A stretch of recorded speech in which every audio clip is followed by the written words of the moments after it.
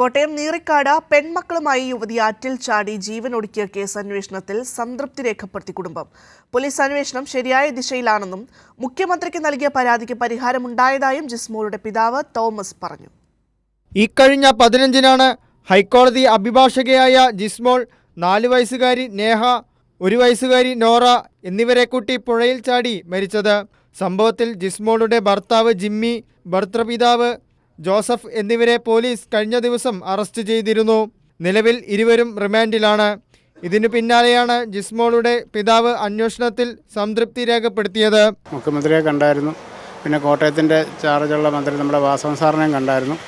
രണ്ടുപേർക്കും നിവേദനം കൊടുത്തു. അതുകൊണ്ട് മുഖ്യമന്ത്രി പറഞ്ഞു അന്വേഷിക്കാം. രണ്ടുപേരും പറഞ്ഞു ശരിക്കും നീതി. ഞാൻ പറഞ്ഞു എനിക്ക് നീതി കിട്ടണം. 2 പിള്ളേരും കൊച്ചുമക്കളും മരിച്ചതാണ്, എൻ്റെ മകളും കൊച്ചുമക്കളും കൂടെ. അവർ പറഞ്ഞ് അന്വേഷിക്കാൻ നീതി. എന്നാണേലും പിറ്റേവിട്ട് അറസ്റ്റ് നടന്നു.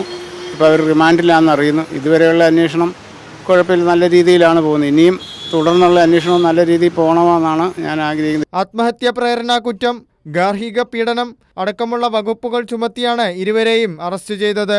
ജിസ്മോൾ ഭർത്തൃവീട്ടിൽ കടുത്ത മാനസിക പീഡനം നേരിട്ടതായി വ്യക്തമാക്കുന്ന ശബ്ദ സന്ദേശം പോലീസിന് തെളിവായി ലഭിച്ചിരുന്നു. ഈ തെളിവാണ് അറസ്റ്റിലേക്ക് വഴിവെച്ചത്. തൻ്റെ മോളുടെ ജീവനെടുത്തവർക്ക് അർഹമായ ശിക്ഷ വാങ്ങി നൽകാൻ ഏതറ്റം വരെയും പോകുമെന്ന് ജിസ്മോളുടെ പിതാവ് വ്യക്തമാക്കി. കൈരളി ന്യൂസ്, കോട്ടയം.